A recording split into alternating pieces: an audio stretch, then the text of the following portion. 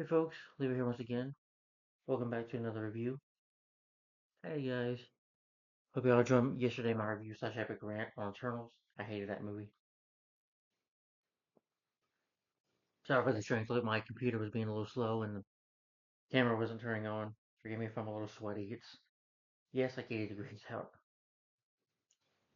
Well, I'm wearing my Spider-Man shirt because I'm doing my Spider-Man review. Spider-Man shirt. Love this shirt. Leave it out for my 30th birthday. Anyway guys, welcome back to another review. Like I said, hope you enjoyed my review of Eternals. Make sure my door's closed. Uh, the webcam's working now. Y'all see me sweat a little bit. Sorry. I was getting frustrated a little bit with this computer.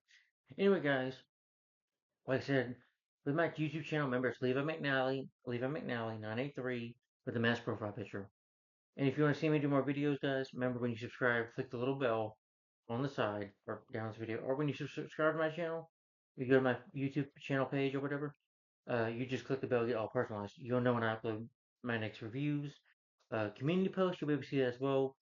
It'll let you know when I'll let you always know, guys, when my next video is reviews over, or what video is going to be coming up next. But anyway, guys, what I've been doing on my channel is a superhero marathon.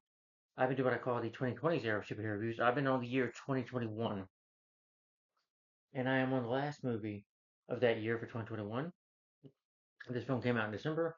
This is the 27th film, excuse me, in the MCU, and that is starring Tom Holland and Benedict Cumberbatch, and spoiler, Andrew Garfield and Tom McGuire, and that is Spider-Man No Way Home, and Jamie Foxx and all of that, and all the members. Yeah, Spider-Man No Way Home, which I really loved. I know some people are mixed on it. Now, this isn't a perfect movie, but this was much, much better than Eternals. Yeah, it's 148 minutes long, 248 minutes. It didn't feel like it. Unlike Eternals, this movie, I thought the pacing was pretty good, and it has a good story. It's like, for me, this kind of reminded me of Avengers Endgame a little bit. It's like an emotional ride. And the movie had moments where it nearly made me cry, where I felt something, where I can feel emotion or sadness. And I felt that in this movie. I didn't feel that with Eternals at all. I just felt complete boredom. Yeah. And that film was completely forgettable. This was a lot better. It's not the best Spider-Man movie. That's still a Spider-Man 2, hands down.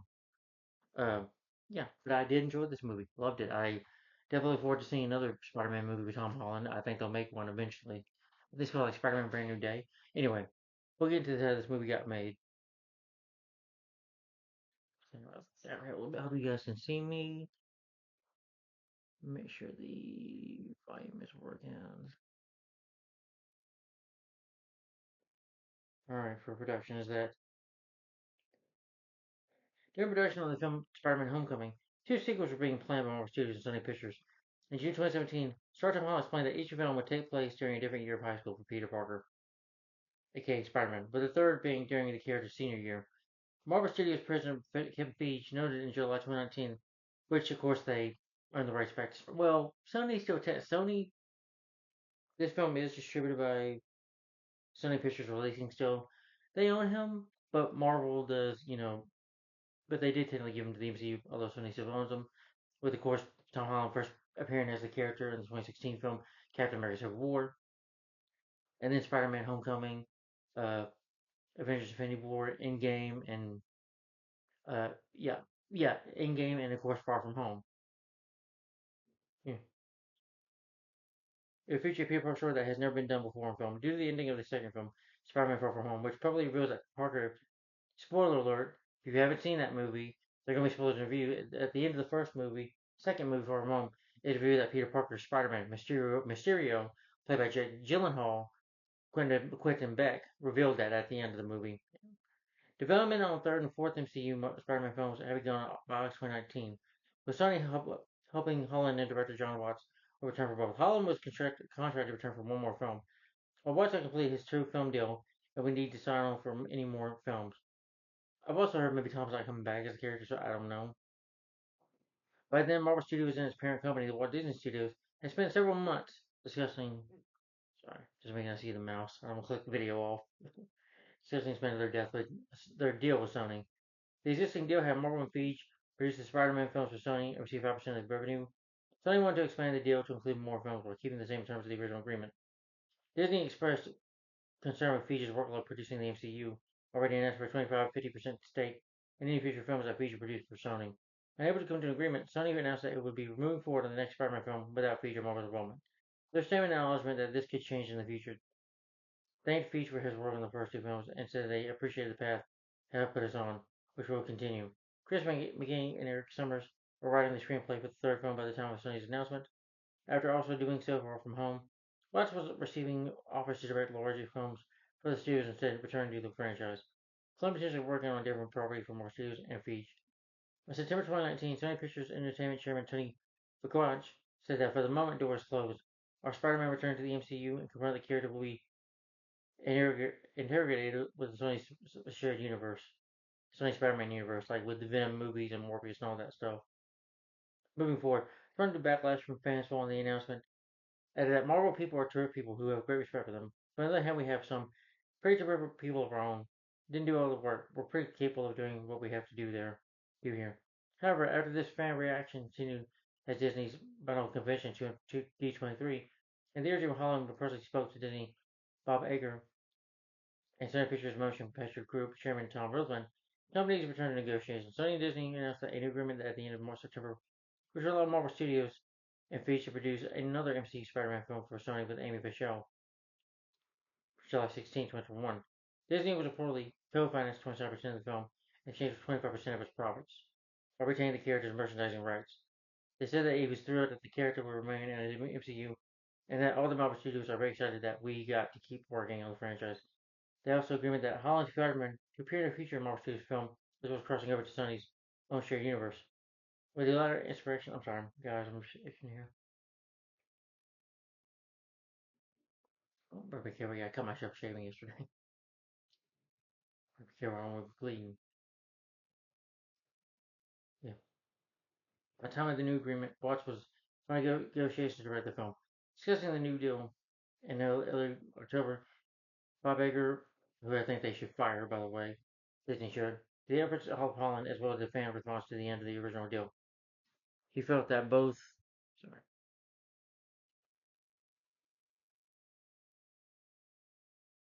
He felt that both Sony and Disney had forgotten about their other people who actually matter while they were negotiating. Rothman said the deal was win-win. A win for Sony, a win for Disney, and a win for the fans. He felt the reports on the negotiations didn't necessarily line up with the actual discussions that were taking place.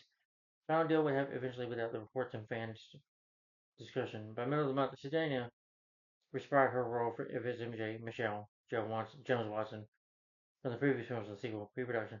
Beginning assemblage began working on the script in December 2019. They considered featuring Craven Hunter as the film's main antagonist, an idea that Watson's position and pitched to Holland, but was abandoned because Sony wanted to first feature the character in a solo film, which they did, and that didn't do well. With Aaron Taylor Johnson, by the way. For any other projects, approximately Grudge features like, It's a Wonderful Life kind of story, which Parker makes a wish regarding his new public identity. Sorry.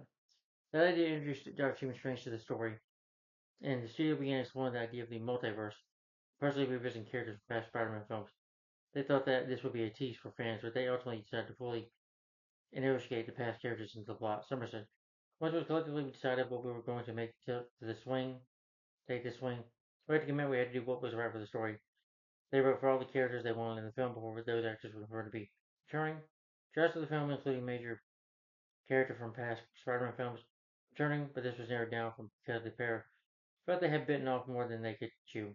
The deal worked hard to prevent from just being a bunch of fan service by using return characters to help Peter Parker's story instead of just creating film calls like for Norman Osborn from Sam Raimi's Spider-Man trilogy was not the main villain of the film in the first version of the script, but still appearing as an antagonist as the film lost other characters. It concluded that Green Goblin had to be the main villain and rewrote the script to give him a second chance to redo his actions in the film from the film Spider-Man 2002, but in a director way related to Holland's version of Spider-Man. American Chavez had been considered to appear in the film at one point, but you don't see that character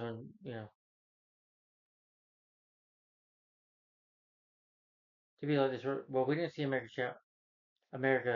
didn't see Chavez to Doctor Strange and Multiverse of Madness, which will come out a year later in May after this. Yeah. By the end of 2019, the film was expected to begin in mid 2020. by March 2020. Some members were still working on it. Sony rescheduled the film's release on November 5th due to the COVID-19 pandemic, although the film was originally meant to be set after the events of Multiverse of Madness.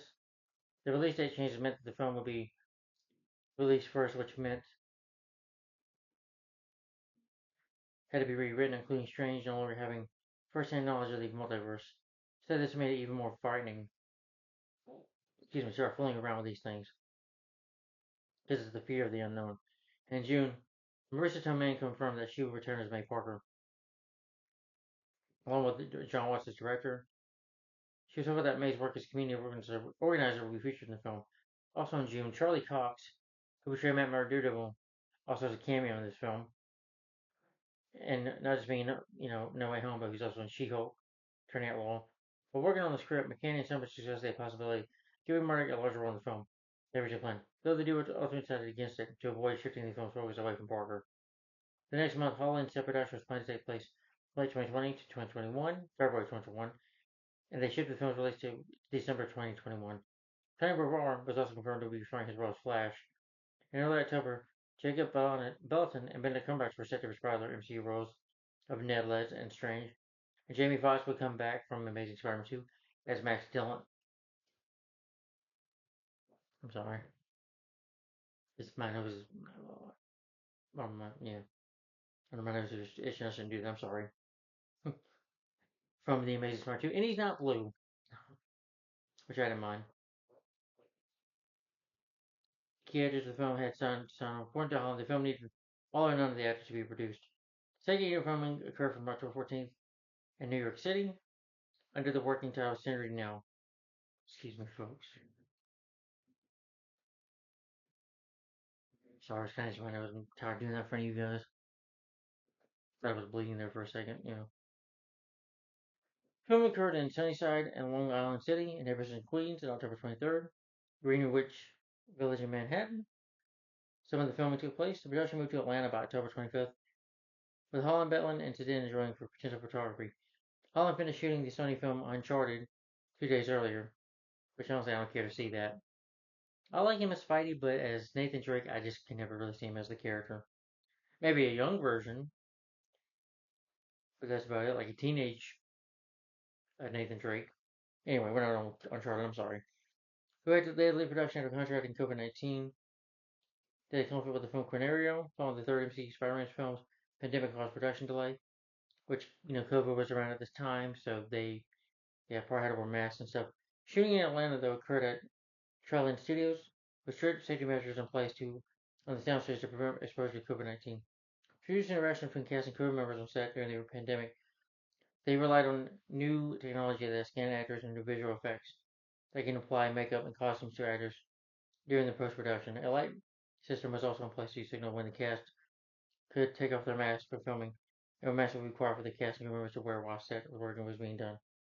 Cumberbatch began shooting his scenes in Atlanta by late November, before beginning work on Multiverse of Madness, which began filming that month in London. Filming ran for 7 to 8 weeks, using the title works Synergy Now and the November project. But then they took a break during the 2020 Christmas season.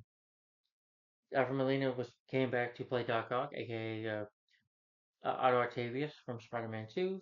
Tom Maguire came back to play Spider-Man from the Sam Raimi trilogy, where he played Peter Parker then. Andrew Garfield from the Mark Webb trilogy, Amazing Spider-Man 1 and 2, playing Peter Parker.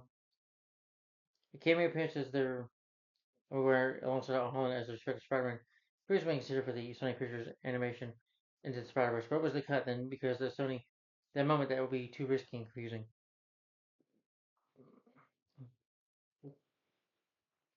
It's also reported that Maguire and Garfield would appear in the film along with Kristen Dunst as Mary Jane Watson and Emma Watson. I do believe there's like a director's cut of this version where you do see Emma Stone, but as Spider-Gwen, I guess from another universe. But Kristen Dunst did not come back. No.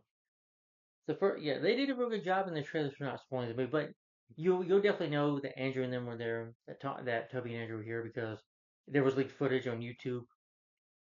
I just remember. Yeah. They included the characters of Spider-Man like Sally Fields, May Parker from the Mark Webb franchise. But the writers felt that too many characters would affect the story, which I agree. The rumors, and they already have a pretty big cast here, so they can't add too much in. It would have been nice to see Sally Field, Kristen Dunst back, and Emma Stone, but it's just you can't show up so many characters in one movie. Yeah. Graham McCall felt a Spider-Verse crossover would allow Marvel to clean up some loose ends, fulfill some fan dreams in the process. They wanted to separate Spider-Man from the MCU. Holland could lead a Spider-Man film without a bigger A-list star showing him the ropes. Shortly after, Holland denied that Maguire and Garfield would appear in the film, which I'm sure Tom lied. He had to because Marvel probably told him to. He couldn't spoil the movie. I mean, yeah, I think a lot of the Marvel actors probably had to, but especially for like Avengers Endgame, they couldn't really tell you what was always going to happen in the movie. Many of the actors returning from previous Spider-Man films brought their something close to help prevent their involvement in the film from leaking.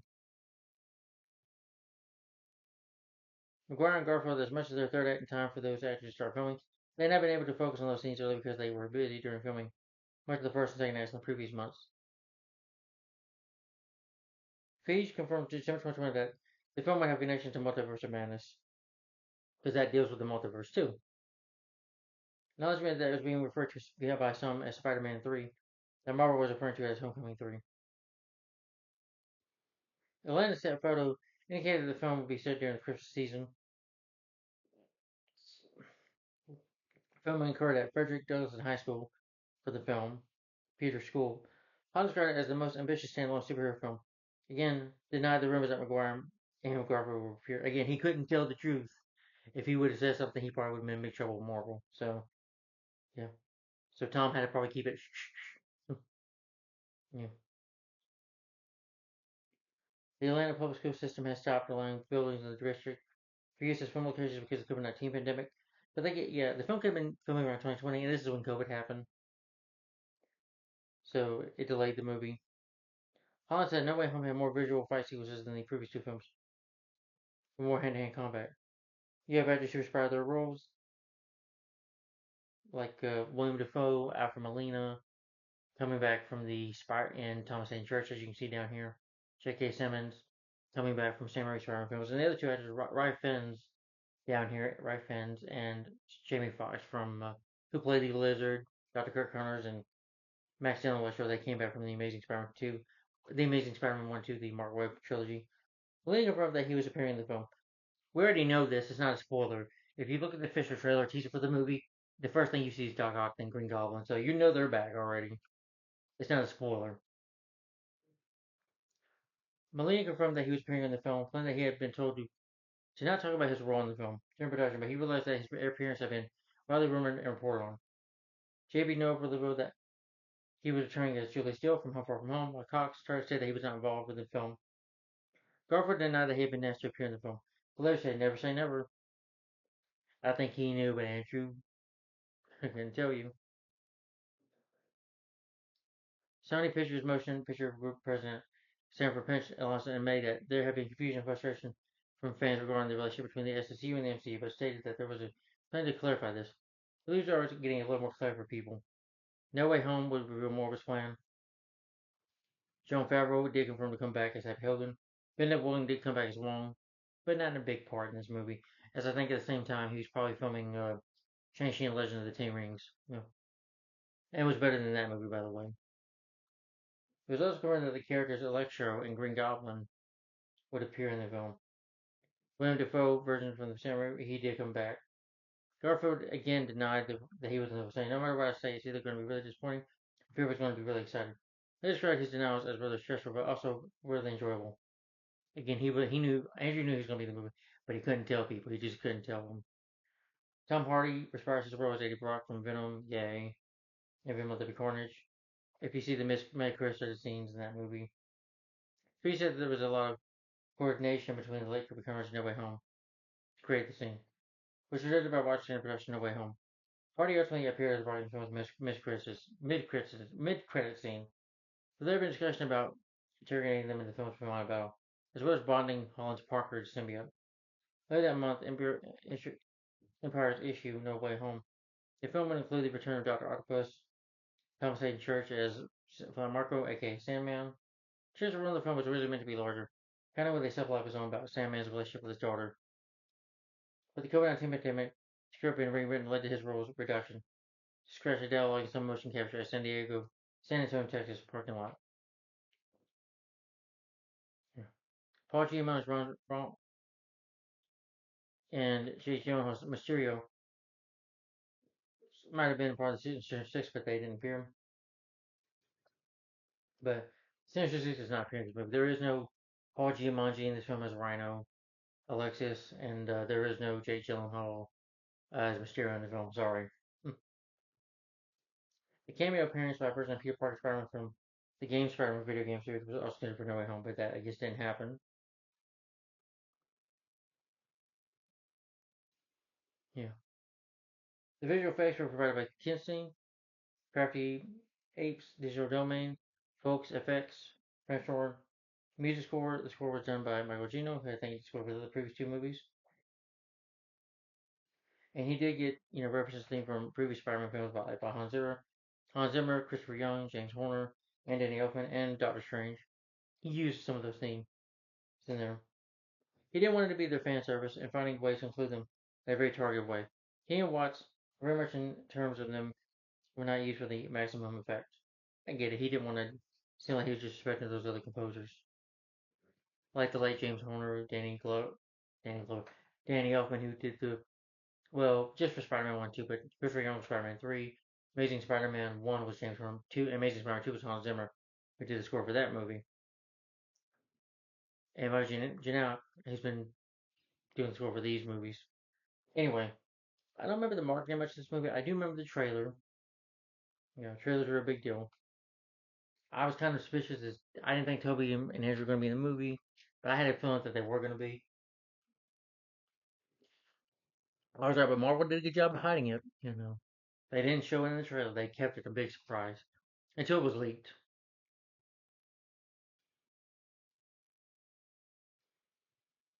The first teaser trailer though, I remember that teaser. Like I said, you already know Doc Ock's in the teaser, so you know he'll be in the movie. It's not much of a spoiler. And for the cast of the movie, yes, spoiler alert, these two do come back. We have Tom Holland as Peter Parker Spider-Man, a teenager adventure, perceives spider-like abilities after being bitten by a radioactive spider. Tom's been doing these movies since Captain America: Civil War. He did a voices like voice were like for Blue Sky Studios for the movie Survivors in Sky, decent movie, and Onward, which he did good at with the fellow Marvel star actor Chris Pratt. He's been playing the character since Captain America: Civil War.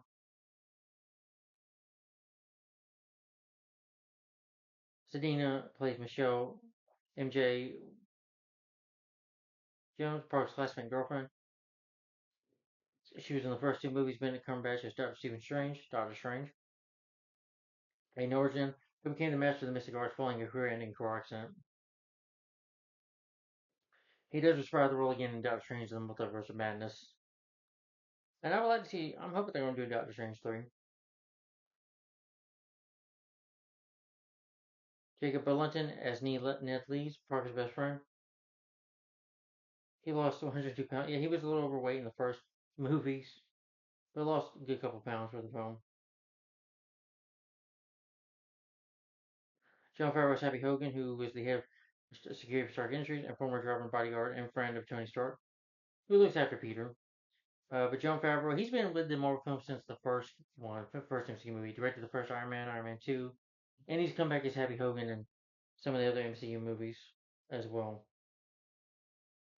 Or served as executive producer on their films like The Avengers, Iron Man 3, Avengers: Age of Ultron, Spider-Man: Homecoming, Infinity War, Endgame, Spider-Man: No Far From Home, and he also does make an appearance in Deadpool and Wolverine. Jamie Foxx has Max Steel in Electro, an electric engineer from an alternative reality who gained electric powers after an accident involving modified electric eels. But Jamie Foxx, good actor. I like him on In Living Color as LaWanda. He's funny as that. Django Unchained. I need to see that movie. He was good in Baby Driver.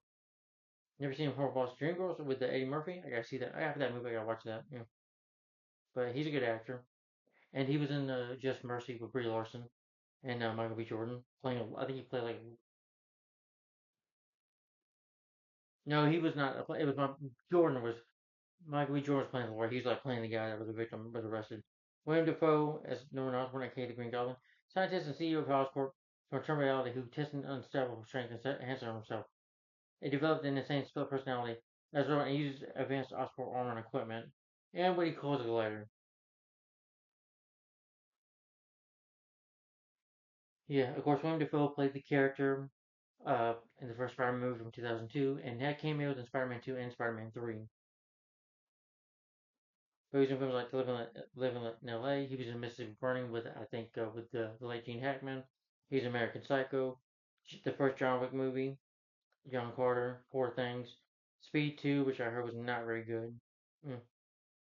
Alfred Molina is Otto Octavius, Dr. Octopus, or Doc Ock, a scientist from alternate reality, with four intelligent mechanical tentacles fused to his body after an accident. Alfred Molina, I think his first movie was Raiders of the Lost Ark. He was in Species, he was good in that. The Pink Panther 2, Boogie Nights, and of course he did voice for Frozen 2, and Monsters University, and Robert's the Internet. We're doing some Disney animated movies there, doing some voice work. Uh, and of course he's responsible from Spider-Man 2 from 2004. Benedict Wong is Wong, strange mentor and friend, who became the new Sorcerer Supreme. He's been doing these Marvel movies since the first one, not the first one, since Doctor Strange from 2016. And of course Infinity War and Endgame, and he does respire the role. You do see more as Wong, and he was in Shang-Chi Legends of Ten Rings, but just in a few parts in that movie. But not very much. He could have been filming this and that at the same time. So, but he does come back as a character in Doctor Strange Multiverse of Madness. And hopefully he'll come, yeah. It says here he'll come back in Avengers Doomsday as Wong. I heard William Dafoe and Toby might come back as Spidey and Goblin, but I don't know if that's really true. Marissa Tomei is May Parker, Parker's aunt. I've been a fan of actors. I liked her in, let's see, movies I basically Anger Management with Adam Sandler. She was in a movie called The Paper, which I've never seen. My Cousin Vinny, she was hilarious in that. Wild Hogs, I remember her in that. Crazy Stupid Love with Steve Martin, she was funny in that. Yeah. Andrew Garfield as Peter Parker Spider-Man. A terminal version of Parker who is haunted by his failure to save his deceased girlfriend Gwen Stacy in the events of course, Andrew sprang his role from the Amazing Spider-Man 1 and the Amazing Spider-Man 2. Garfield also played movies like Hacksaw Ridge, I remember him in that. I think The Social Network, a movie about how Facebook came to be with Jesse Eisenberg. Co-starring with him in that movie. And Breathe, which I've never seen.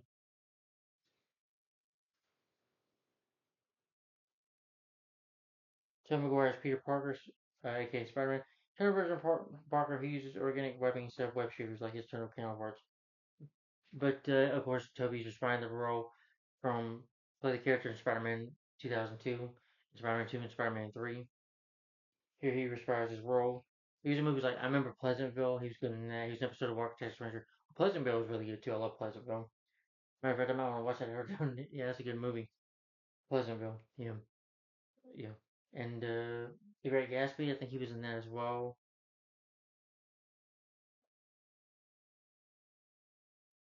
Seabiscuit. I heard he hurt his back in that movie. That's why the whole thing, my back, because I heard he got into an accident or whatever. Yeah. And had a cameo, a weird cameo in Tropic Thunder, which I hated. Yeah, being in love with Robert Downey Jr. Yeah, that was a weird scene. Ryan Fans is surprised by Dr. Kirk Connors, refining his role from the first Amazing Spider-Man film. But I think I remember him in a movie called The Replacements with Keanu Reeves and the late Gene Hackman as well. Thomas St. Church was surprised by Marco Sandman. I basically remember him as Lyle from George of the Jungle 1 and 2. I liked him in those movies. And of course, he did voice Sandman. He plays Sandman Flint Marco in Spider-Man 3.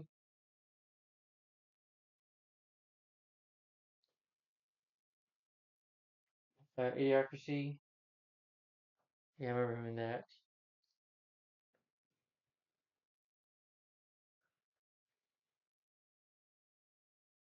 Angela Rice as Betty Brant, Park's classmate and Ned's ex-girlfriend, Martin Storer. If you remember him from Freaks and Geeks. J.K. Simmons, Davis Roswell, J. Jonah Jameson, blah, from the Sam Raimi Spider-Man trilogy. It's great to see him here. And he did Roswell and Spider-Man Far Home toward the end of that movie. Anyway, the film is directed by John Watts, who's directed films like Clown, Cop Car, and the Spider-Man films, and Wolves and Final Destination Bloodlines. Wade didn't direct it, he just wrote the story for it.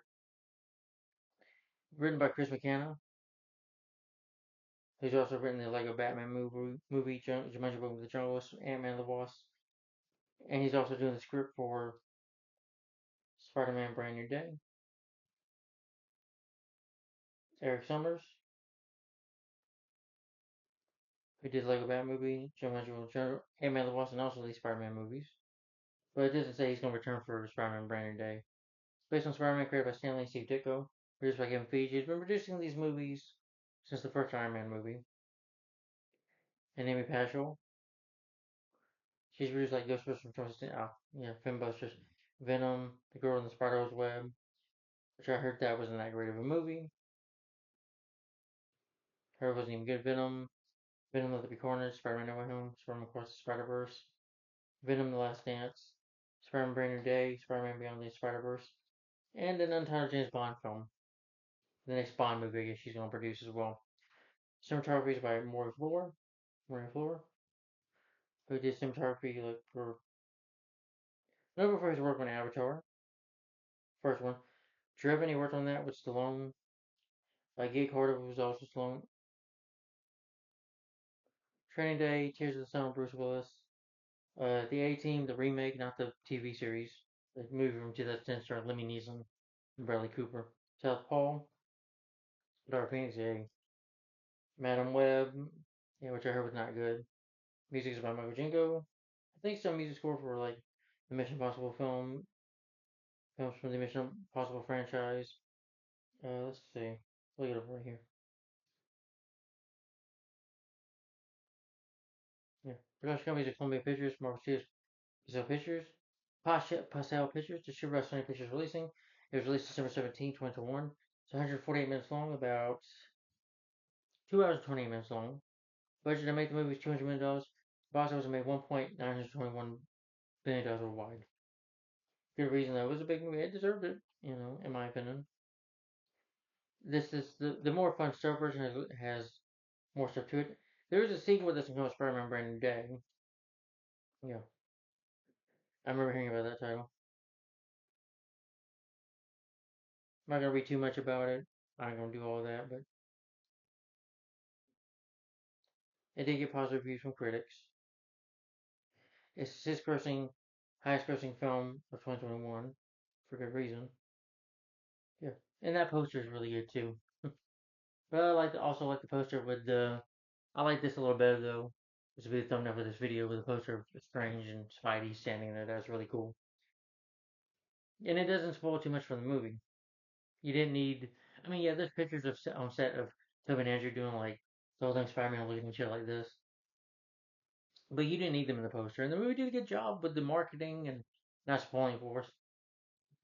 But of course, the footage to get leaked because people on their phones nowadays. It's 2020s. You can just go walk into theaters. People are not supposed to record stuff on their phone. I don't think, but people do. They leak it. But anyway, so for the plot now, so before saying anything, if you've not seen, yes, I'll just say this right now. If you've not seen Spider-Man: No Way Home, do not watch this review. Turn it off right now. Just right now, do that. There will be spoilers in this review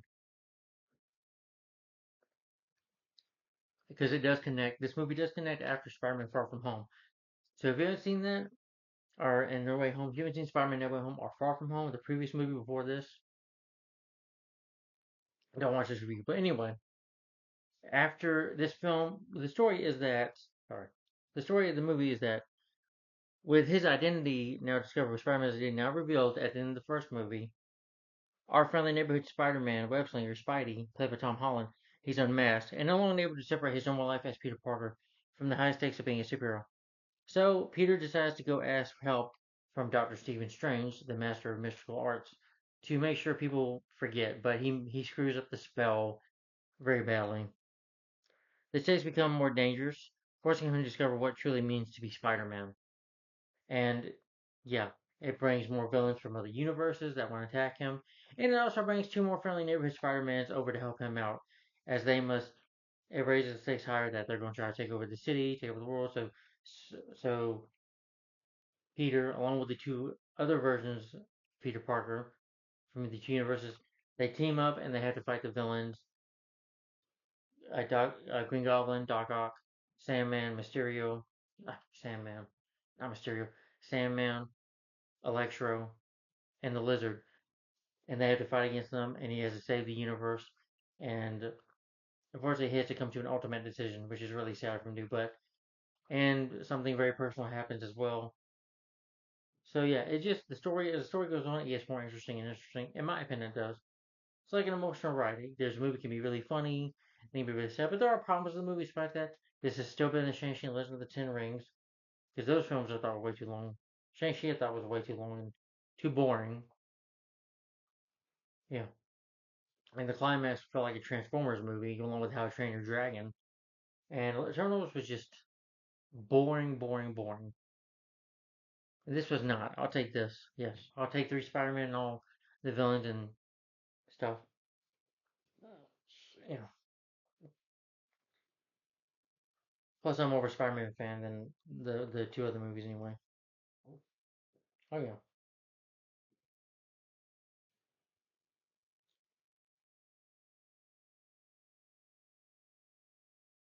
And we get the multiverse of the universes in this movie as well. So again, before I start talking about this movie, remember there are going to be spoilers in this review. I'm gonna put in the description box below. Just remember, guys, my movie reviews on my channel always contain spoilers for movies. So you've just been warned. I don't want you to spoil it for yourself. If you have Disney Plus, you can probably watch it on there if you don't own it. Yeah, all of Toby's, Andrew's, and Tom's Spider-Man movies, all the films that they starred in are on there, including this one, I'm sure. So anyway, here's my review of Spider-Man No Way Home. Here we go. So the film, opens up with the Sony titles, and Jacob, Mysterio's like, Spider-Man is attacking me with the drones. He is Peter Parker, and he's like, what? You know, so freaked out, and people are going to MJ and saying, "Are you his?" Sedina's like, "Are you his girlfriend? Are you Peter's girlfriend?" Parker's he was like he thinks like, "Please, people, don't touch her." And this lady, like grabs Spider-Man, is like, and he's like, "He touched me. Spider-Man insulted me," and he has to web swing away.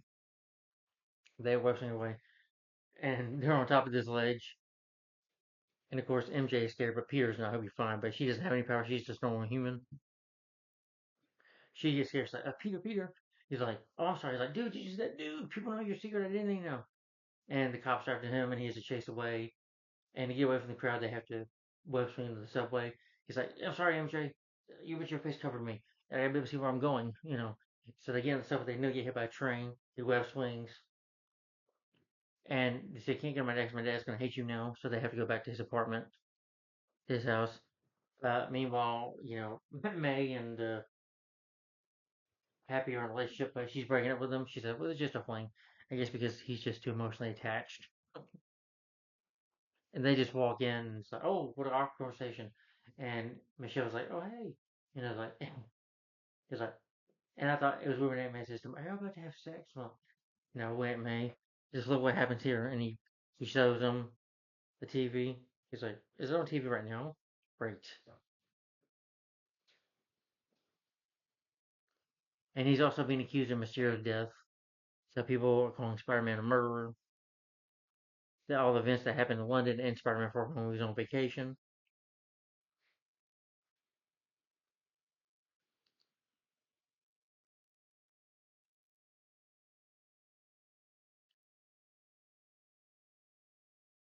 But then you have the United States Department of Damage Control come in, they arrest him, and careful. They question Peter, did you kill Mysterio? Why'd you do it? And he's like, I didn't do it. Ask Nick Fury. Samuel Jackson, but Nick Fury's been out of the world for a few years. Like, what? Because the Skrulls took over. If you've seen the Far From Home, I'm talking about, they question that, Michelle, MJ saying that you're his girlfriend. and she outsmarts him. You know her, she's got that good smart attitude. They would fill in there as like, yeah, we have a Spider-Man, we're cool and stuff. So I was like, oh, he just implicated that you just helped a vigilante and maybe commit murder too. He's like, I like to speak to my lawyer. They trust that. And May, you allowed this going for years. You're responsible for him. And she's like, I think I'll talk to my lawyer now. And they tell Peter, don't say anything. They try to get a lawyer. They try to get, we see Matt Murdock played by Charlie Cox. Now, I don't really care to see his version. To me, that character would be Ben Affleck, I'm sorry. In the director's cut. I had no interest in the show. I still don't have no interest in the show. But that's just me. Yeah. He's like, well, Peter, I can't be your lawyer. You can't really afford me. And I thought it was someone trying to throw a brick at the house and he catches it, which was cool. I was like, how'd you do that? I'm a lawyer, a real good one. And someone like throws green goo on something on his suit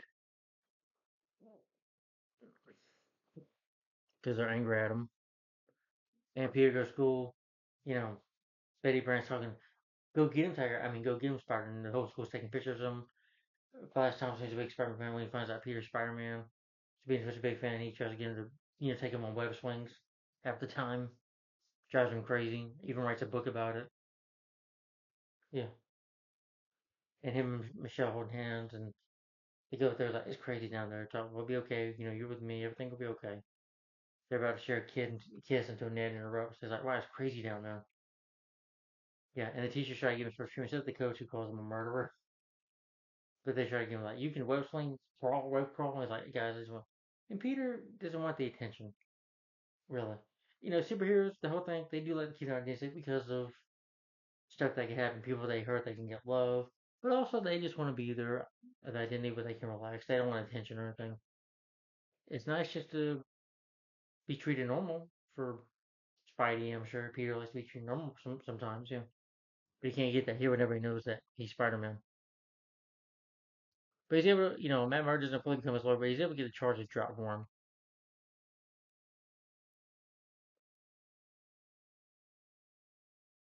But they also, they're trying to get into MIT, looking at the papers, and they don't get in due to recent controversy with the whole Spider Man. And Peter feels bad for doing that to them. It's like, it was unfair for me to do that to them because they were helping me out, you know, saving lives and stuff. And now I maybe ruin their lives, as he feels that way. He goes near his sanctum, goes to Doctor Strange. He's like, well, hello, Peter. I like it when it's like snowy. It was like, there's a winter wonderland in here or something like that. And Strange tells him, you want everybody to forget that you're Spider-Man. Well, he's like, or go back in time. He's like, I don't have time for time. Because you remember in Infinity War, he gave the time stone to Thanos. And of course, in the Endgame, when Iron Man snapped his fingers, those stones were destroyed. I'm sure were good. But there was another spell I could tell, but one tells him not to do it. One was like, I won't be in a part of it. One just goes to another place. And that's the only time you see one in this movie. That's it. But he does the spell. They go down more down the sanctum. I like it when he said, and this also was filmed for an episode of The Equalizer from the '80s. Anyway, he does the spell. He's like, wait. He's like, make everybody forget Peter Parker. Spider-Man's like, wait, forget Peter Parker. What about my Aunt May? What about my girlfriend Michelle? I mean MJ. Whatever, Stina. My friend Ned. And he's like, stop talking, shut up. And then he messes up the spell. And he has to put like the spell in a little box. He's like, you ruined the spell. Because at first he's like, Peter, you shouldn't call me sir. Steve was like, okay, I accept it. We did say the word together. But after he ruins the spell, he's like, call me sir. He's like, sir, I'm sorry. And now you ruin that? He tells him about the MIT stuff. He's like, you could have done this before. Ugh. Kicks Peter out. Yeah.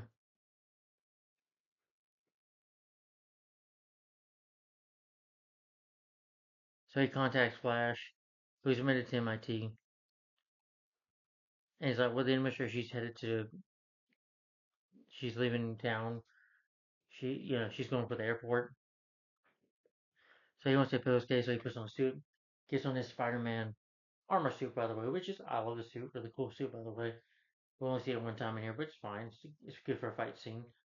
So he web swings to where her car's out, tries to talk to her, then his spider sense goes off, and when you get the other alternative version of he sees Doc Ock. He's like, "Where's my machine?" He's like, "Machine, who are you? What are you talking about?" And they have a little, little fight at first where he, because Doc Ock's got those tentacles that can attack Spider-Man. And it's really fast as Spider-Man.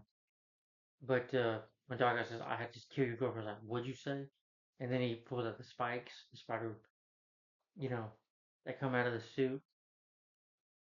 He's like, "Looks like we got a competition, boys." They fight for a bit, pretty good, decent fight scene. Spider-Man eventually wins. Well, first he just grabs Peter, puts him upstairs, like, "Well, you're not Peter Parker. I'm not your Peter Parker." And eventually, using his suit, he's able to touch his claw, tentacle, get control of it. It's like, "You do what I say, do what I say now." And I forgot to mention, Stark almost kills these people in the car, but Spider-Man saves them. And he also saves the lady. He webs her. She's like, "No, I'm not okay." But he's able to use the claw, one of his tentacles, to pull Zay back up there. And she's like, "Peter, thank you for saving my life. You're going to imitate." "Well, I just wanted to wait for me and my friends, not me, but I want to share all three of you. See what I can do." And she tells her, "You're crazy," walks away, trying to get back to the airport. And doing that favor for Peter since Peter saved her life. Realizing that Spider-Man, I think she realized that Spider-Man's not a murderer, that he is a friendly neighborhood Spider-Man after all. And a hero.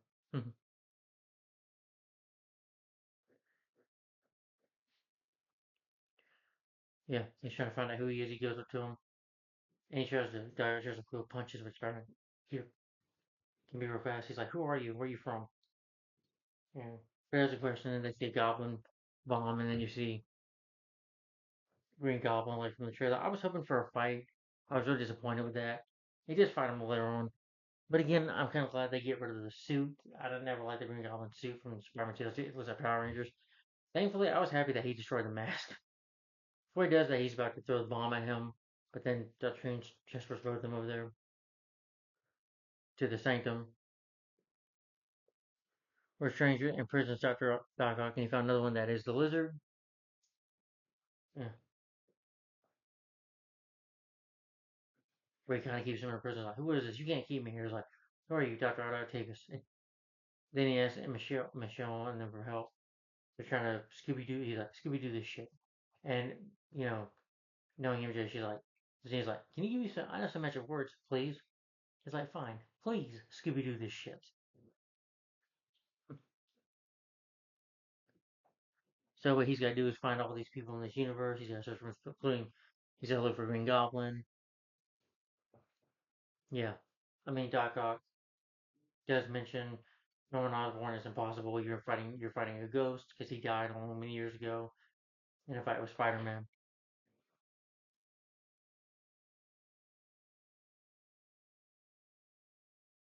But during this spell, when he misses the spell, that it also brought identities from the universes who know him, who he is, and want to kill him. They just tweaked through.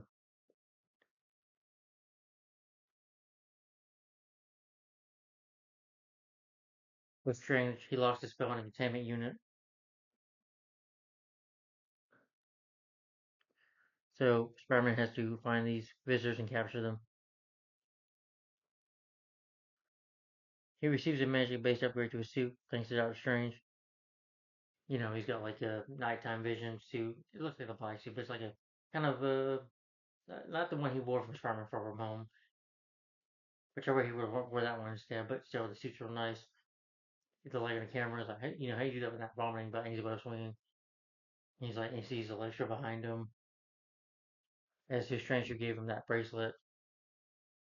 Got Electro behind him, you know, and they're like, "Go left, right." And he web swing away from him as he tries to web Electro, but no, because the webs had no effect on him. So Electro and Jamie Foxx start attacking him, and he gets up from Sandman to take him down. Sandman's like, you know, Electro's like, "Yep, number 10, y'all see, I'm not butt ass naked here."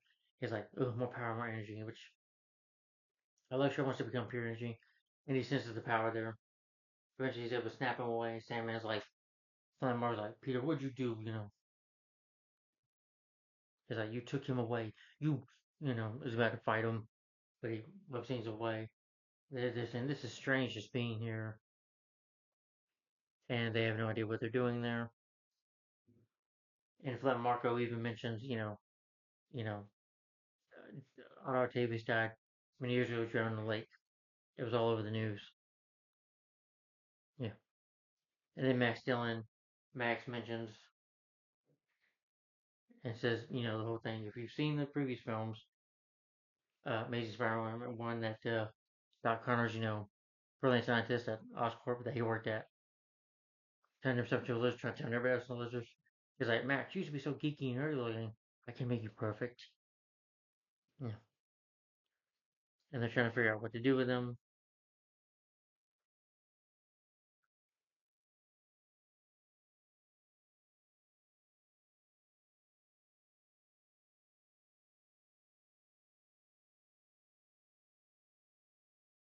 Yeah.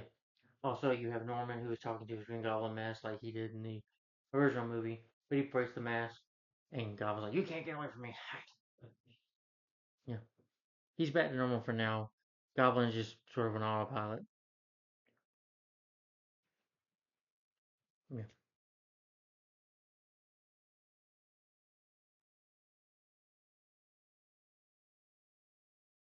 he goes to V seeking refuge, and Peter thinks that she's being attacked.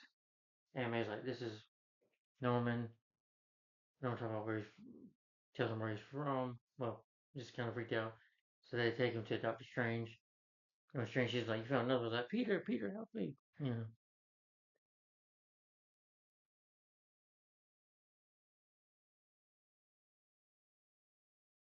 They ended up in the universe when before their in fight with Spider-Man.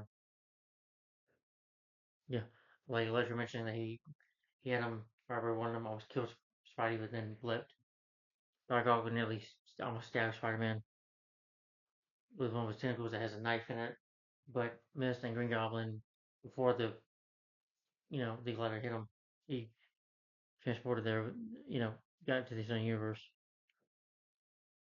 Strange then tells Spider-Man that these three are doomed to die in front of Spider-Man. He intends to use the Makana to reverse the spell and this unit box to send them back to their fates for the sake of the greater multiverse. Much to the fear of Doc Ock, Goblin, Lizard, and Electro. Because all of them die except Sandman. Sandman doesn't die. If you remember Spider-Man 3, he's able to be let go. But the rest of them do die. And you mentioned that they can be cured of their problems, of their natures. It needs to be because think about it, they're not really all bad men. They're just well, thing is with Norman Osborn, Armor of Oscorp, he was just trying to save his business, but he was misguided, transported himself into the Green Goblin by accident by trying to save his company. Uh, you know, Otto was just trying to do his experiments on with the power of the sun in my hand with his machine, but the chip in his head that controls tentacles got destroyed and it controlled him. I'm just saying this if you've seen the Spider-Man films. Uh, Lizard, well, Connors would just want his arm back. Just wanted to use science, do right things, good things for science mainly, in the name of science. And wanted his arm back. That's all he wanted, but he did, but at a price of becoming a lizard and going insane. And Max was a nice guy, very nerdy, top-looking guy. A lot you felt very sorry for him. But when he found those electric eels that Oscar left open, Sandman, yeah, Flint Marco's committed some crimes. Not a bad person. He just made bad choices, and he's trying to help his daughter. So all he wants to do is just help his daughter, Penny. But in the process, fell in a machine or this down machine of sand in it and turned on and turned him into Sandman. It's not really all bad men. They just got into accidents that made him this way. Spider-Man, Peter just like webs things in. He's like, no, don't. And he's like, webs things away. Before he goes, Doc, but he uses the rings to uses his magic. Strange says, like, give me the box. And he want to do it. When you see in the trailer where he pushes him out of his body, and what's cool about he's trying to grab it from Spidey, the Mucon box, and Spidey's like, he's like, how are you doing this? Flies back to his body. He's like, that was cool, but I don't ever do that again. Web swings him, webs him, and webs away. Yeah. So he puts Spider-Man in the mirror dimension.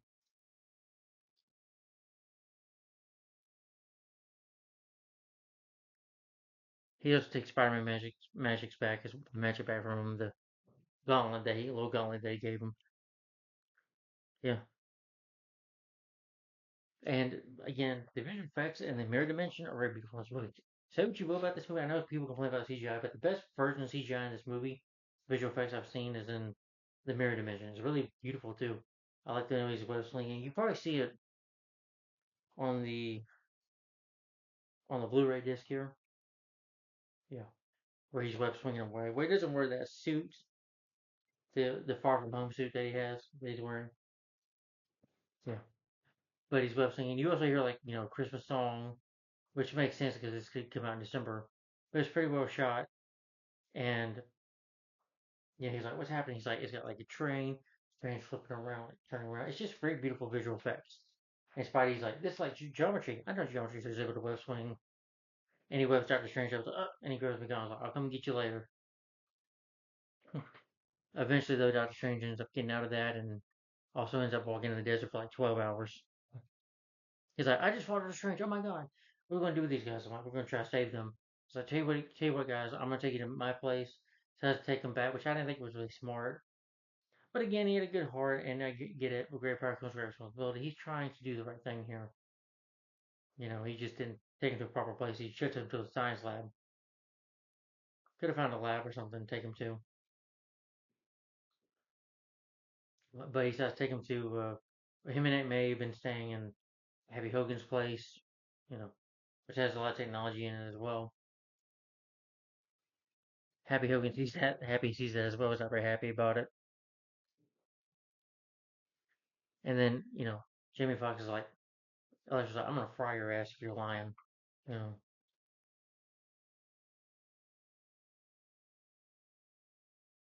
he attempts to get a cure for them. He starts to talk. He's like, "You're," at first like, "Don't touch me." He's like, and I liked it when Aunt May's like, "You want some water, fresh water, salt water?" Because you're an octopus. It's like, what? I thought that was funny. Uh, they fix the chip on the back of his neck here, and he turns back into normal. And and I like the Norman's helping him out, and I was like, "Well, if you ever want a job at Oscorp or another universe, you're always welcome there." Unless gets a installed an energy spawn in his suit that was redesigned to extract his powers. When he goes to Green, he just leave him for a while. And him and Sandman are talking. They talk about how they got the powers. Talking about, I don't trust him at all. I got something back there I really want. He can sense this power upgrade that he really keep making him give him a lot of energy and power, and he wants that. He's not blue in here. It doesn't turn him blue. And by the way, another marketing piece for this movie, you do see the posters for the characters as well in the film.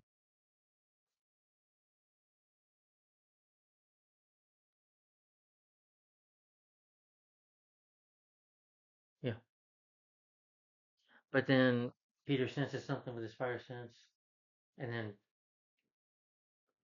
Alice was like, "What are you looking at me for?" And then he looks over again, web swings Norman's hand, and realizes, "You got me, Spider Man." It's the Green Goblin taking over. He's like, "You can't take it away. We're basically gods." Can't help it. He visits Electro. Electro takes that thing off, grabs that machine with one to get electric power. Him and Sandman take off, and Goblin and Spidey fight. You know, yeah. First, he's web swinging at him, but they leave the Lizard in the car. Connors and Howard Connors gets out of the truck, and you have J.K. Simmons, J. Jonah Jameson trying to board him as he's fighting. With the mirror, the window, and then breaks the window, but Goblin, Webb's Goblin, they fight. Tries to swing away with Goblin, like, strong enough. Goblin is almost strong enough to fight Spider-Man. He's got very super strength as well. So he takes Spider-Man on a fight. I've heard that William Defoe improvised this, but when Spider-Man's like, he like punch him, he's like, they're just laughing. He improvised that, from what I heard. They blast Octavius out of the building. He's fine. He's able to use the tentacles to get out and jump to the next building. Runs away for a while before he gets killed.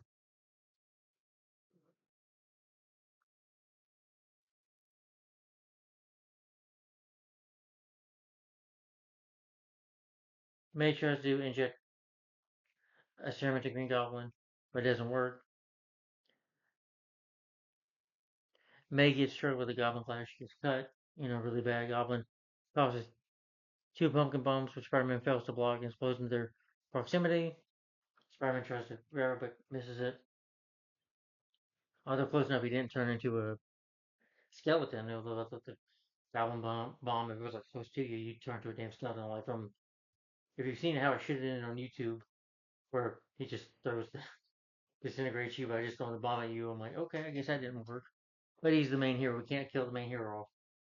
And May's like, hey May, I did the wrong thing. I'm sorry I put you in this situation. Like, no, you didn't do the wrong thing, Peter. With great power comes great responsibility. And Aunt May, she's like touching her side of her tummy, of her stomach here. You see her hand bleed. She's like, bleed. She's like, I love you, Peter. Like, Aunt May, don't be ashamed of what you did, Peter. You did the right thing. You did the right thing. I'm proud of you. And Uncle Ben was proud of you too. And she sadly dies, and it's just a sad moment. Happy Hogan sees this. The cops are coming. He's blocking the cops. He's like, he gets in a shot.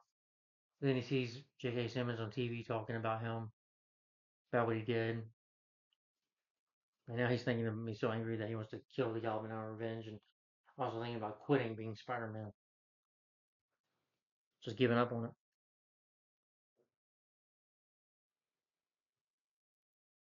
But she also tells him no matter the odds, don't give up helping on the odds of helping others, which is with great power does come great responsibility.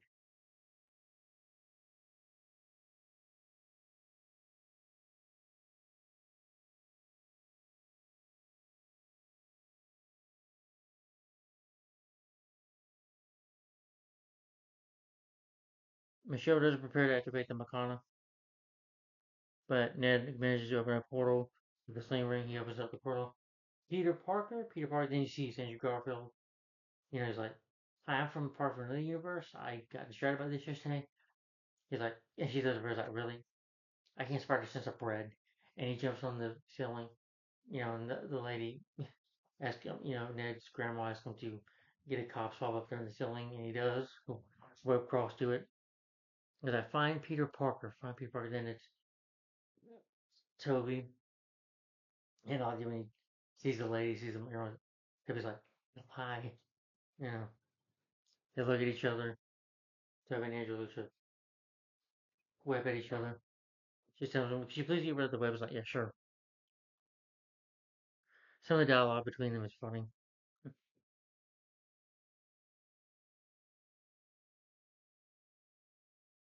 But these Spider-Mans are from a universe that fought the Lizard, Electro, and the other Peter Parker who fought Goblin, Doc Ock, and Sandman.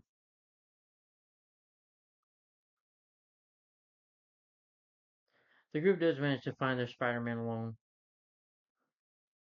On top, it's a sad moment where Ned and MJ come and hugging him, and they're all crying, and it's a very sad moment. They tell him to back off, but Toby tells his story of how his Uncle Ben died. Told him that great grandpa's responsibility that Uncle Ben done that night. He's like, I thought, because you remember Flint Marco did it, which I don't buy, by the way, still in that movie. I hate that they did that. But anyway, in Spider-Man 3, I hate that they did that with Flint Marco was not the killer, you know. But he says that this guy did, this Carradine, that he killed him. But even after he did in Spider-Man 2, you see Peter later crying that he still felt the guilt, and it took him a lot of time to get over that darkness.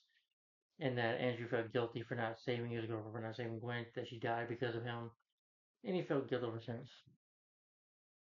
Always blames himself for it, never forgives himself for it.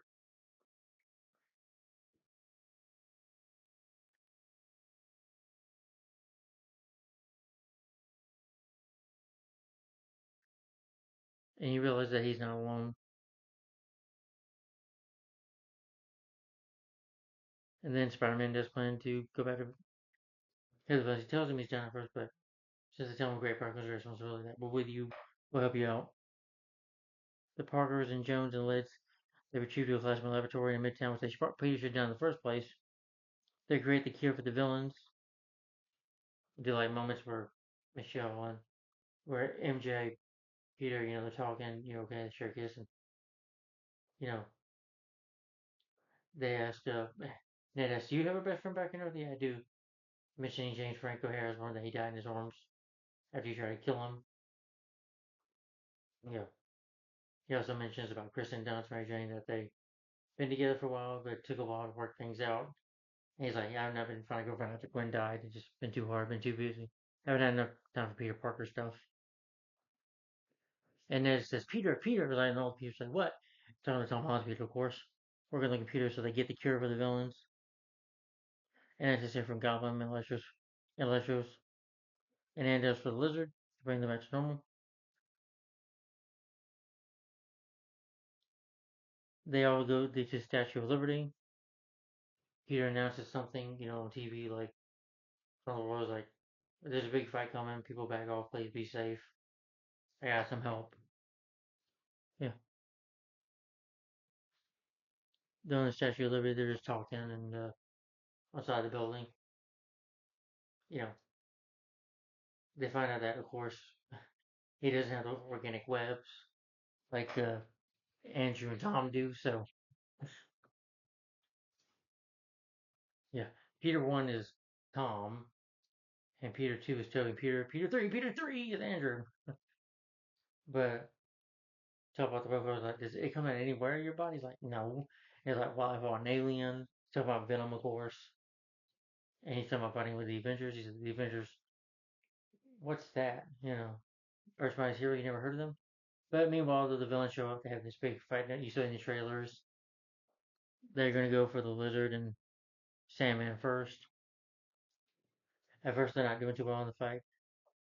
Spider-Man, well, Andrew Spider-Man says, hey, Electro, been a long time, buddy. They fight. He's got him in his clutches nearly.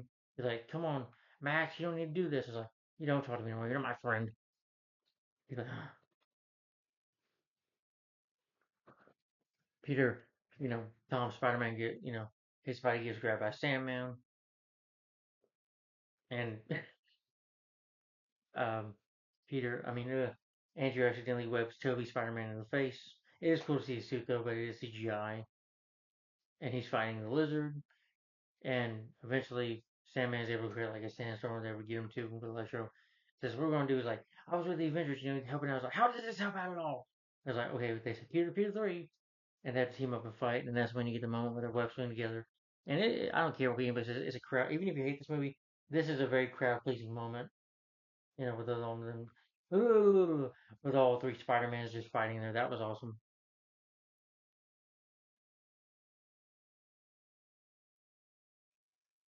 And they have to learn how to work as a team.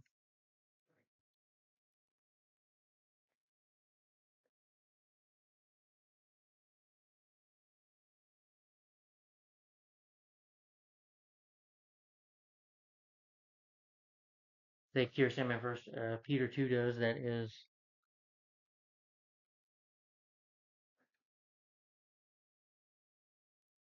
Peter 2, Toby. Cures Marco. He's like, you okay, Marco? Stand here. And it was bad CGI, though. I'm sorry. You could definitely tell it was from Spider-Man 3 was looking at his arm. Because when he's talking to him, he's not even, you just knew it was a face shot. But he shoots it with Sandman. Sandman goes back to being a normal human. He's like, stay right there, Flint. They reach in, Lizard tries to chase after because Ned can't close the portal. Lizard tries to attack, but Peter 1 saves them. And Peter 3, Andrew, web slings him again. They're pretty good as well as doing that. Because they're able to get him and shoot him with a cure. Doc Ock pulls, who's back in his normal mind, is able to help them by treating like he's going to the other side. But he grabs Electro, they grab the pin out of him, they give him the cure. And he's like, Max, you never know, buddy. He's like, oh man, not like you like. He's like, but I thought you were black. Man, I hope there's a black Spider-Man out there, of course, referencing Miles Morales.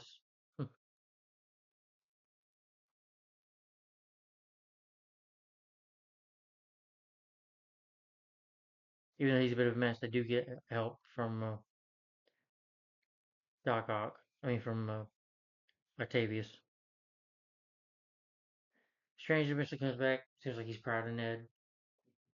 Takes the McGon back. He cures them up. Strange has to go up on top of the mountain. Not top of the mountain, damn it, top of the Statue of Liberty to get the spell back. Excuse me. Um, then it was nice to see Toby and her son and the Palmieri Hansen. He's like, I'm trying, I'm doing well. And it was just nice to see Toby and Alfred Molina talking to each other. It was a nice little scene between them. Yeah.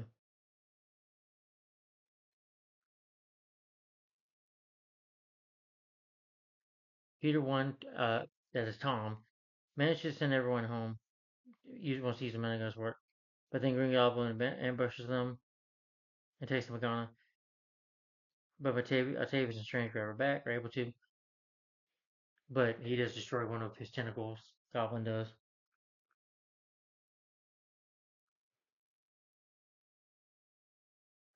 But it does release the unstable contained spell because he puts a bomb in it. Yeah, tearing the fabric of the universe and opening it up to the multiverse when he puts the Goblin bomb in there. Him and Goblin fight. Spider-Man's like, no, I'm just going to kill you myself. And they get into a pretty huge fight. He does, give him a big beating.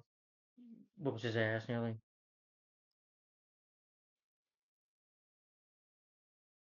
The blast does cause Jones far from Statue of Liberty. I'm talking about Dana, but uh, and Tom tries to save her, but then he gets attacked by the glider, well, by Goblin.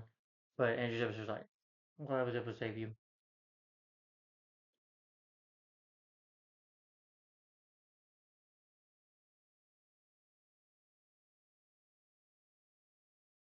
He's close to killing him. He's about to grab the glider and stab him, but Peter stops him. Peter 2, Toby stops him. Toby gets stabbed by Green Goblin. He gets stabbed in the back, literally.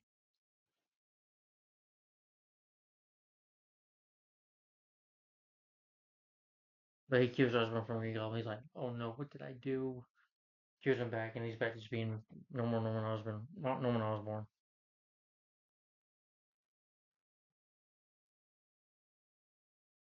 Strange does struggle to be on top of the Statue of Liberty. He's trying to, the universe is like, it's like people from the sky are coming. The sky's turning purple. Peter 1 does request him to react a new spell to make everyone forget who he is completely. Strange intentionally is willing to do it because that would mean everyone will forget him. But he's restricted to do so. It's like, it was really nice working with the kid. I won't miss you. It's like sad that everyone he loves and knows is going to forget him. But it's for the best because with all these villains coming over, people he loves, and a lot of innocent people can get killed. So he has to make the two characters that. But great power, when Ant-Man kills him, you have this gift, and with great power comes great responsibility. So he has to learn that, and he has to do this. He's like, we better say goodbyes, and he says goodbye to Michelle and stuff. He's like, I'll come to you and find you and able to make you know who I am, and I'll write a note for you. And they hug, and it's a sad moment.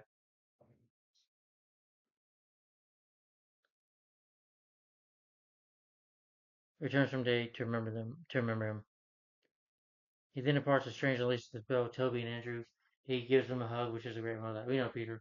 That's what we do. We're Spider-Man. They give each other a hug. They smile. They go back to the universe, and so does Goblin and Doc Ock and all the other villains go back to the universes. Then a few weeks later, it's now the holidays, Christmas time. Yeah, this movie doesn't take place. It's just around the end.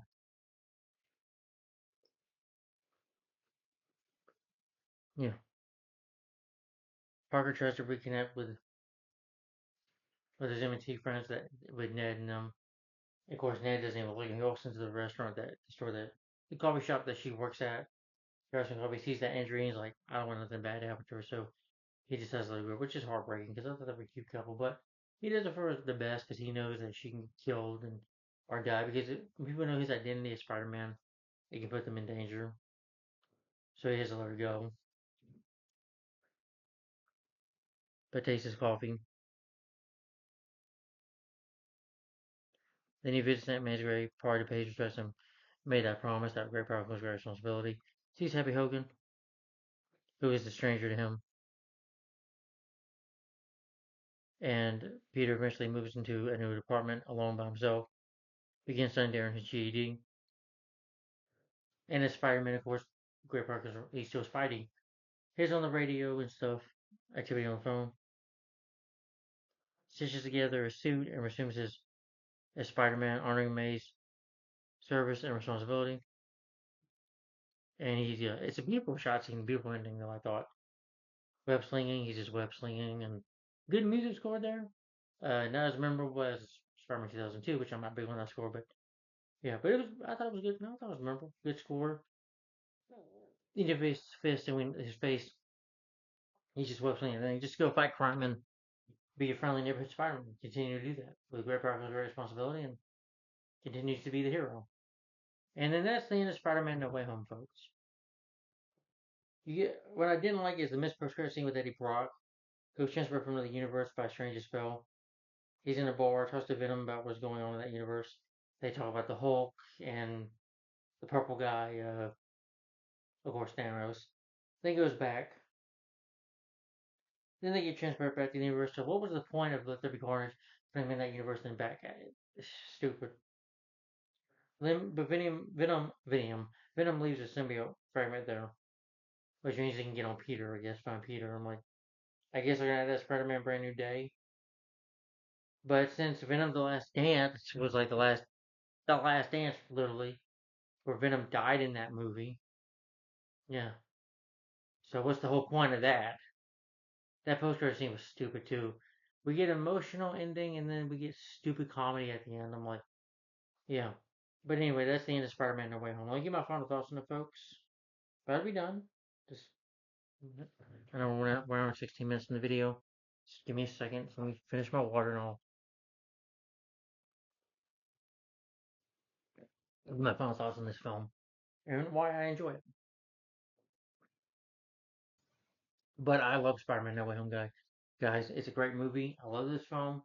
Really good. I think John wants to get job directing. I like the story. I like how it deals with the multiverse and stuff. Yeah, that are brought into this universe, the multiverse and stuff. I like how they brought it in. It was a good way to bring it into this movie. And of course, at the end, I forgot to mention you do see the trailer for Doctor Strange: The Multiverse of Madness and him talking to Wanda at the end. It's like, have you heard of multiverses? And it ends there and says Doctor Strange will return. Of course, that would come out in May 2022, right after this movie, I believe. After, yeah. But yeah, as you can see, there also Electro is not blue. Yeah. But in this movie, John Watts and Chris McCon did a good job directing the film. I thought the story was really good. It was really emotional. The humor worked. I thought it was funny. And with Ant Man died. Aunt May when she died, I thought that was really sad. And there's just a lot of moments that really do make you want to cry. You get really sad. Yeah, I felt very emotional watching this film. Yes, that's what Eternals felt do. Shang-Chi felt did not have that for me because I didn't care about the stories of those movies. But the script of the movie, the writing, I thought was really good. Uh, producers did a good job with the cinematography. The film does look beautiful. It's very lighthearted and gets very emotional when it needs to be. You know, it's like in this movie, the stakes are high, and yeah, I like that the three, Spider-Man team at that moment where you just see that picture of them flying, web slinging together, and you give it, yeah, that was just an awesome, epic moment. Seeing Tom, Andrew, and Toby fighting together. That's like a dream come true for us Spidey fans, for any comic book fan. And yeah, I do wish they gave Doc Ock a little more to do as a villain. But before I get to that, first of all, I get to my editing. The action scenes are well shot. The action is good. Music score is real good. Not completely memorable, but it fits for Tom Spidey. You gotta give a new theme for Spidey a little bit here. They can't copy the other movies of Spider-Man 3 or the Amazing Spider-Man films. The runtime for being 2 hours 20 minutes long, it did not bother me. This film didn't. I thought the pacing was fine. The film, as soon as it opens, it just you got my attention. And from the last movie, you can just tell the stakes were gonna be high, things were gonna get crazy, and it continues on from here, from No Way, from Far From Home. So you just know it's gonna get interesting as soon as it takes off, and it does. And the movie did deserve to make millions at the box office. Yeah, you say this film is nostalgia, but it did nostalgia, in my opinion, the right way. Yes, there are nostalgic things like uh when William Defoe says, I'm something of a scientist myself. or the Powerless on the Palm of My Hands. Yeah, that's nostalgia, but I thought they did good. I thought they were still great as their villains, in my opinion. I thought the cast did great. I thought Tom Holland did a great job. I thought Toby and Andrew did a good job. So Dina, I thought was fine. I'm not big on her, but I thought she was good. I'm not complaining. Benedict Cumberbatch was great as Doctor Strange once again. He is this character. Jacob Elordi did a good job. Jon Favreau did a great job. Jamie Foxx, Willem Dafoe after Melina, Jamie Foxx. Yeah, Thomas Hayden Church was more like there in CGI, but his voice, his was there. And same thing for the lizard. Well, I thought the lizard looked good better in CGI, and then I don't mind the CGI in the original movie in the Amazing Spider-Man, but this one was better. And they do change the looks of the characters from the previous two movies, which I didn't mind Electro being blue. You can't really have him wear a green suit anyway; it'd be a little cheesy. Yeah, too It could look really silly. I don't want to see that. I can handle Electro being blue, folks. Yeah, I guess you say he does. The lizard does have a snout, or some of the comics he doesn't have a snout, which is fine with me.